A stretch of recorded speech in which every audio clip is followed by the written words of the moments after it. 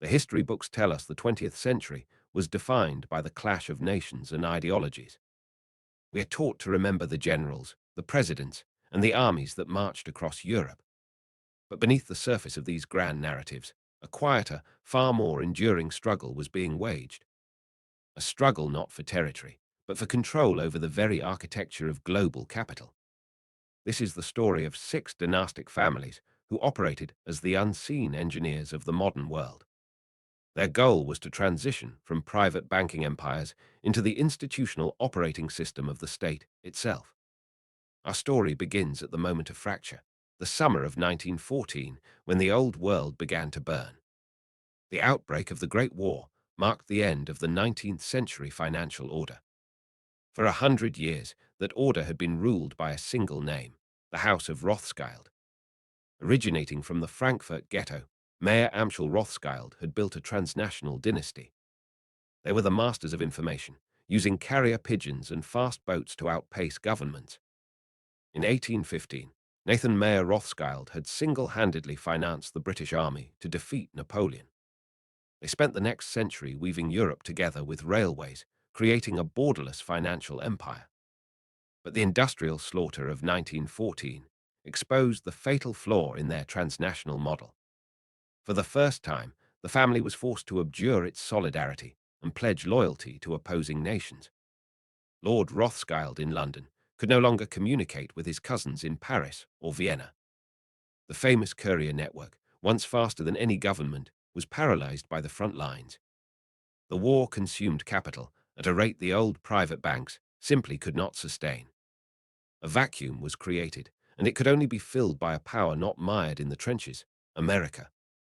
But the American financial system of the early 20th century was chaotic and prone to panic. The panic of 1907 had nearly destroyed the economy, saved only by the private intervention of J.P. Morgan. Morgan had locked the nation's bankers in his library, refusing to let them leave until they pledged solvency. It was clear that a new architecture was needed. Enter Paul M. Warburg. In November 1910, a private train car with shades drawn left Hoboken, New Jersey, for the south. Its destination was the Jekyll Island Club in Georgia, the most exclusive retreat in the world. 6 men gathered there, including Warburg, Nelson Aldrich, and partners of the Morgan and Rockefeller empires. The secrecy was absolute. They used only first names to prevent the servants from learning their identities. Warburg knew that a central bank was politically toxic to the American public. His genius was to camouflage the centralization within a federal system of 12 regional banks. This blueprint became the Federal Reserve Act of 1913, passed just months before the world went to war. This mechanism allowed the United States to expand its credit supply on a scale previously unimaginable. With the liquidity problem solved, the House of Morgan moved to monetize the European conflict. From his office at 23 Wall Street, J.P. Morgan Jr., known as Jack, orchestrated the financing of the Allied war effort. In January 1915, J.P. Morgan and Co. signed the commercial agency agreement with the British Admiralty. They became the sole purchasing agent for the British Empire in the United States. Every bushel of wheat, every ton of steel, and every crate of ammunition bought by Britain went through Morgan. They received a 1% commission on the purchase, often directing the funds to companies they also owned. It was a perfect closed loop of profit, processing over $3 billion in war contracts. Fueling this fire was the industrial titan, the DuPont family. Before 1914, DuPont was a successful chemical firm. By 1918, they were a global superpower. Their old Hickory plant in Tennessee was a marvel of the age, built 96 days ahead of schedule. It employed 56,000 people and produced 700,000 pounds of smokeless powder every single day.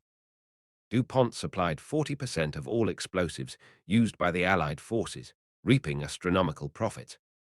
But the DuPonts did not just sit on this cash. They used it to capture the future economy. They quietly bought massive stakes in a struggling car company called General Motors. To protect this empire, they built a legal fortress known as the Christiana Securities Company. This holding company allowed the family to maintain absolute control while shielding assets from taxes and liability. Years later, in 1934, Senator Gerald Nye would launch an investigation into these merchants of death. He hauled the Morgans and Ponts before Congress to answer for their war profiteering. The committee asked a dangerous question. Did these banks push America into war to protect their loans? The tension was so high that Senator Carter Glass slammed his fist on the desk until his knuckles bled.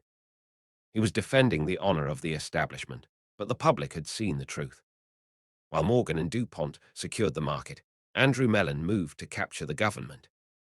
In 1921, Mellon became Secretary of the Treasury, a post he would hold under 3 consecutive presidents. He was effectively the CEO of the American economy, while still owning giants like Alcoa and Gulf Oil. His Mellon plan slashed the top marginal tax rate from 77% down to just 25%. He ensured that the regulatory environment was perfectly tailored to the expansion of his industrial monopolies. He established the precedent that the guardians of capital should sit in the highest seats of government. But raw power requires a shield. The Rockefellers learned this lesson the hard way at Ludlow. In 1914, strikes at a Rockefeller-owned mine ended in a massacre by the National Guard. 2 women and 11 children were found suffocated in a pit beneath a burning tent. The public hatred was intense. The family name was synonymous with greed and murder. They hired Ivy Lee, the father of modern public relations, to engineer a transformation. They began a campaign of philanthropy, famously handing out dimes and funding libraries. But the true masterstroke was the creation of the Rockefeller Foundation. They converted contested industrial money into uncontested social and scientific influence. As the world pivoted to the Cold War, this influence became geopolitical. Enter the Dulles brothers, John Foster and Allen, partners at the law firm Sullivan and Cromwell. Their firm represented the Rockefeller and Morgan empires. They were the lawyers of the dynasty. Before the war, they had even represented German cartels like IG Farben and Krupp. One brother became Secretary of State, the other director of the CIA. In 1953, when British oil interests were threatened in Iran, the CIA launched Operation Ajax. They toppled a democratic government to secure the flow of oil for the Anglo-American cartel. Corporate security had officially become national security. They also waged a war for the mind, funding the democratic left to steer culture away from radicalism. They defined the boundaries of legitimate political discourse, ensuring the system itself was never questioned. Today, the names have changed, but the architecture remains. The House of Morgan lives on in J.P. Morgan Chase, an institution too big to fail. The Rothschilds have executed a brilliant strategic retreat into the shadows. They now serve as elite advisors to broken sovereigns, restructuring the debt of nations like Ukraine and Ghana. They continue to engineer the global financial system, not with volume, but with expertise. For the other dynasties, the era of the family office has arrived. Wealth is now managed through opaque legal fortresses, shielded from the public eye. Their capital flows into the passive giants that own the S&P 500, making them invisible owners of everything. The story of these 6 families is a masterclass in institutional design. They built the Federal Reserve, the national security state, and the modern corporation. We live in the house they built, navigating the corridors they designed. They are the silent cartographers of our reality. And their influence has not waned. It has simply become permanent.